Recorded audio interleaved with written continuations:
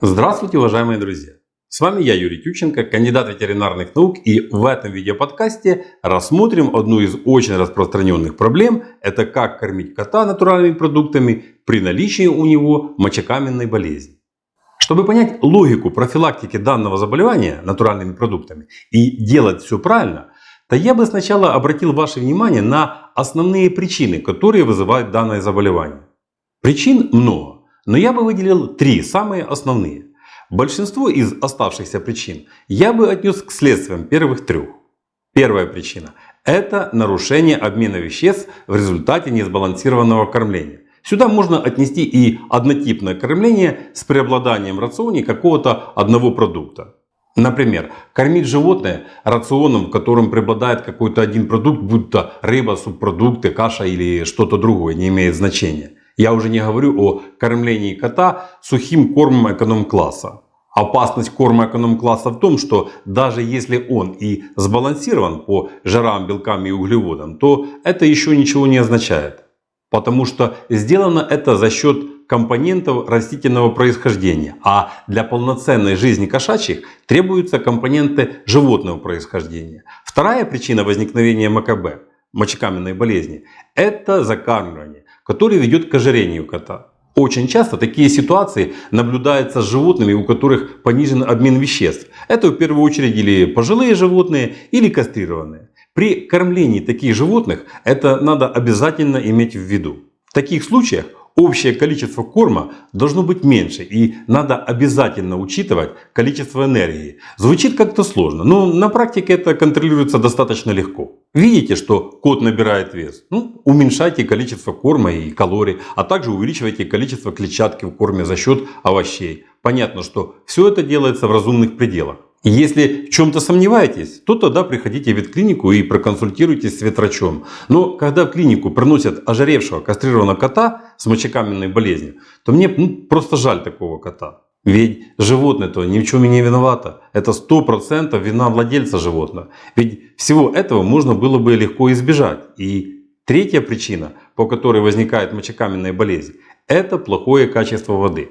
Вода должна быть только очищенной и не жесткой. Вы даже не представляете себе, насколько вода важна в профилактике мочекаменной болезни. Нельзя поить кота водой из-под крана. Лучший вариант – это бутилированная или фильтрованная вода, менять которую следует 2-3 раза в сутки. Качество воды стоит у меня на третьем месте, но мне очень хочется воду поставить все-таки на самое первое место. Ведь камни-то возникают в моче. А что такое моча? Это физиологическая жидкость с множеством растворенных в ней веществ, а также взвесью нерастворимых веществ. И если с организмом кошки все нормально, то все это выводится, не причиняя кошке никаких неудобств. Однако при нарушениях обмена веществ количество таких солей в моче возрастает, кристаллы увеличиваются в размерах и из них потом образуются камни. Но на возникновение камней влияет не только концентрация веществ в моче.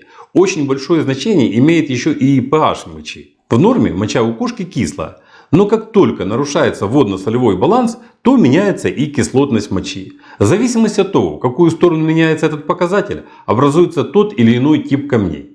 О типах камней я расскажу вам в одном из своих последующих видео.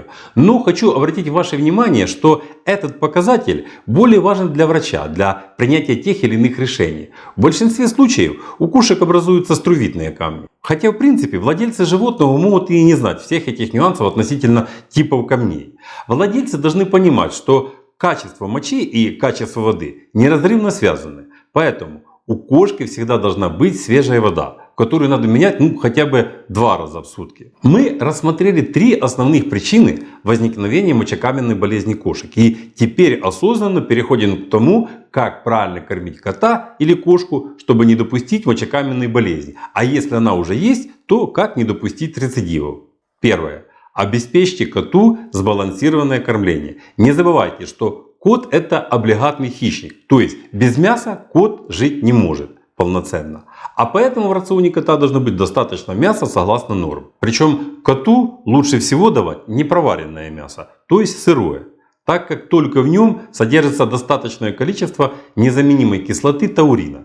В разварном мясе таурина очень мало. И об этом следует всегда помнить. Ведь дефицит таурина ведет к очень многим заболеваниям, в том числе и к самой мочекаменной болезни. При мочекаменной болезни котам надо давать только нежирное мясо. Котам вообще не стоит давать жирного мяса. Но при мочекаменной болезни на это следует обращать особое внимание. Лучше всего подойдет мясо курицы, кролика, индейки. Можно также давать мясо и других видов животных. Чем больше разнообразия, тем лучше. Не надо только давать кошкам сырое жесткое мясо старых животных. Организм кошки такое мясо плохо усваивает. Могут наблюдаться расстройства пищеварения. Поэтому такое мясо все-таки лучше обязательно отваривать. Во многих источниках рекомендуется давать котам отварное мясо при мочекаменной болезни. Я бы не рекомендовал этого делать. Зачастую эта информация переписана из медицинских источников. Конечно, для человека, у которого тоже бывает мочекаменная болезнь, лучше всего употреблять отварное мясо. Имеется в виду, что отварное мясо лучше, чем жареное или копченое. Для кошек жареное мясо или копченое вообще недопустимо. А при мочекаменной болезни особенно. Для них это вообще запрещенный продукт. Я не скажу, что жареное или копченое мясо полезно для людей. Но организм человека более устойчив ко всяким вредностям. Отварное мясо в обязательном порядке необходимо давать кошкам только при нарушении одного из видов белкового обмена пуринов. Вот тогда мясо надо отваривать, так как при варке мяса, да и рыбы тоже, до 50% пуринов переходит в бульон. Но такой вид нарушений встречается достаточно редко, и в основном это встречается у пожилых кастрированных котов. А так котам лучше все-таки давать сырое диетическое мясо. И при кормлении кота отварным мясом не забывайте контролировать количество таурина в кошачьем рационе. Иначе все ваши старания будут безуспешными, так как недостаток таурина только усиливает мочекаменную болезнь. Второе. Не закармливайте кота. Ожирение – это всегда враг нормального обмена веществ. Кормить кота при мочекаменной болезни следует раза 4 в сутки. Это надо для того, чтобы снизить скачки pH мочи, которые всегда наблюдаются после приема пищи. Дробное же кормление будет снижать эти повышения. У здоровых кошек моча имеет кислую реакцию от 6 до 6,5 единиц. После приема пищи pH мочи повышается. Этот эффект называется щелочным приливом.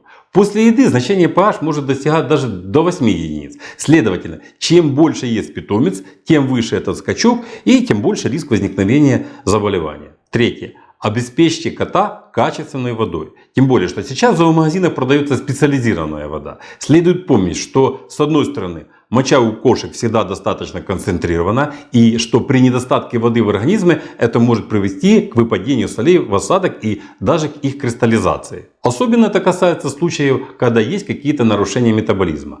А с другой стороны, кошки не очень любят и пить. У них снижено чувство жажды. В природе большинство влаги кошки получают из своей добычи. Поэтому следует помнить, что если кот будет больше пить, то мочи у него будет вырабатываться больше, и она будет менее концентрированная. А это значит, что солей в осадок будет выпадать меньше. Это первое. А второе, это то, что более частое мочеиспускание кошки способствует вымыванию нерастворимых солей из мочевого пузыря и мочеточников, физически препятствуя образованию более крупных кристаллов. Четвертое условие эффективной профилактики – это периодически сдавайте мочу на анализ. Только она является индикатором правильности диеты при мочекаменной болезни. И только в зависимости от ее состава и pH можно будет корректировать рацион. И, наконец, пятое. Если у кота или есть предрасположенность к мочекаменной болезни, или был приступ, то периодически следует выпаивать коту специальные фитопрепараты, которые применяются и для лечения, и для профилактики мочекаменной болезни.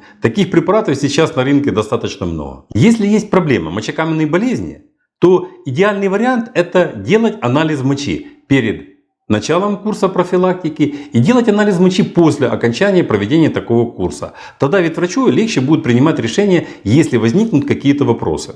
Как видим, обеспечить кота правильной диетой при мочекаменной болезни – это не так уже и сложно, если вы кормите свое животное натуральными продуктами. Вот вкратце я и рассказал об основных принципах диеты при мочекаменной болезни кошек при помощи натурального кормления. Этой информации достаточно, чтобы успешно профилактировать данное заболевание. В очень многих случаях рассказывается, насколько сложно бороться с этим заболеванием, чтобы в конце концов подвести владельца животного к тому, что самостоятельно бороться с мочекаменной болезнью невозможно, и что лучший выход из этой ситуации – это только применение специализированных лечебных сухих кормов. Ну и дальше идет перечисление марок рекомендуемых кормов.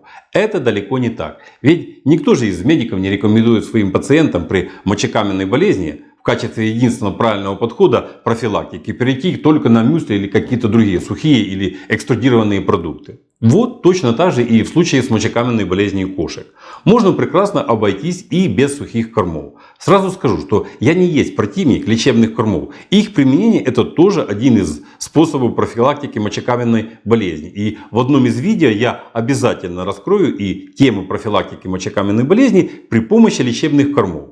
Но специализированные корма, как и любой другой тип профилактики мочекаменной болезни, должны применяться на основе сознательного выбора владельца животного, исходя из наличия у него времени и ресурсов, а не на основании жесткого прессинга, что применение лечебных кормов это вообще безальтернативный выбор. Да, профилактика мочекаменной болезни кошек при помощи натуральных кормов более морочливая, требует больше времени и, возможно, она даже более дорогая, но это уже сами просчитывайте. Но она более естественная и приемлемая для организма животного. А пока всего вам доброго, здоровья вам и вашим любимцам, подписывайтесь на наш канал и до новых встреч!